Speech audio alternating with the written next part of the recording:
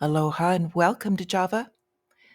Thank you all for joining me on this Tuesday and hopefully this remastered and hopefully with much more sound version coming to you on this January 16th, 2024. I would like to thank all of you that helped me out with that first one that came out and had a technical difficulty there. So thank you so much for staying with me. So taking a look at our market today, we are in a short trading week as yesterday was a holiday. So we've got our main risk indicator just barely above 250, 257 right now. So staying relatively stable. So looking at the components of this, the relative strength of the dollar, the 10-year yield is just barely above 4% again. So I think what we're going to see today, we've got a mixed sentiment. We've got more bank earnings coming in. This is kind of going to be a battle for the dollar strength. So if the dollar continues stronger, it will put pressure on stocks. At the moment, they are in the green, but so is the fear index. Got a little pressure on gold, so we'll see. Futures are in disagreement, so we will watch these earnings as they come in. So we've got investor optimism is falling following the bank earnings that we got yesterday. The Dow fell over 100 points. So today, we've got not so much as far as the report side, but we've got the earnings of Morgan Stanley, Goldman Sachs, PNC Financial, as well as Interactive Brokers. So we will get a few more banks throughout the rest of this week, and we're watching kind of what that comes in like. So moving on to our stories, and thank you so much for being back here again. Kelly Moore is a long-time major paint business in the United States, if you're not here. And they've been around for 78 years. So the company said that they were going to close all of their stores immediately because they had some lawsuits that were coming up over, in the past, they used asbestos and cement. And since the years are coming up, instead of paying out a lot of money in their settlement fees, they decided just to close the store. So basically, that's going to be quite a few jobs that are being lost there. So moving on to some good news, we've got Apple with their watches. They were subject to an import ban, but they've come out with a new version without the one that measures your blood oxygen level, and that one will not be banned. So that should be good for their stock this morning, and good that they've got more, different ways to put these products out. So Sears, if you're familiar with them or have heard of them, they're also another huge icon store in the United States. The last one in New York shutting down. There's only 12 remaining.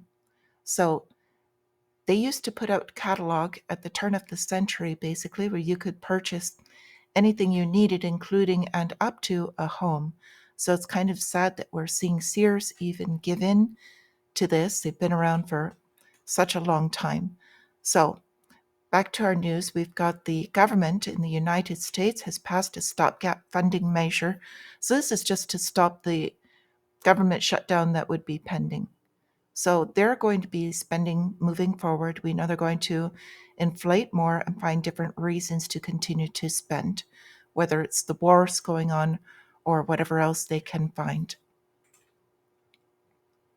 So we've got a coming flood of US Treasuries coming out, and this could cause a problem because we're constantly watching the 10-year yield, and that has its effect on stocks. Well, if no one purchases these bonds when they come up for sale, they have to increase the yield in order to get people to buy them.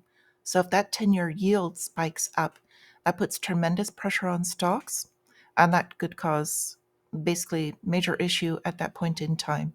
So we'll watch the sales. And thank you also, I would like to thank Marsh for bringing up the Basel III Endgame. So if you're not familiar with what this is, in short, it is a larger kind of structural regulation, if you would, for the banks that they're requiring them to maintain at least a minimum amount of capital in order to back up their assets and their loans. Right now, they have basically no money in the bank. They're able to leverage at will. So they're having arguments about whether this would close down a lot of banks and watching their earnings. This is the last day today for their public comment. So we've got Europe's cargo delays. They're talking about how they're short lived and the supply networks are adjusting. I don't agree with this, and I think they're going to find out exactly what they're missing in these supply chains when it comes up in about probably 3, 4 weeks. So, a month from now, they'll realize what kind of shortages this supply chain issue is causing. So, another going along with this is the Sweden core inflation. So, their inflation is still too hot. So, their central bank doesn't want to start cutting rates yet. In fact, they're talking about going to war on their borders now because of what is going on, which just war and more war, which is good for the GDP, highly inflationary, and we're going to see more of this coming in. They're not giving up on any of these wars. So we've still got Ukraine going. We've got the Gaza Strip going. We've got issues going on in Taiwan, as well as off of the Venezuelan coast over the oil. So we're getting these stories now that Russia is getting ready to attack NATO.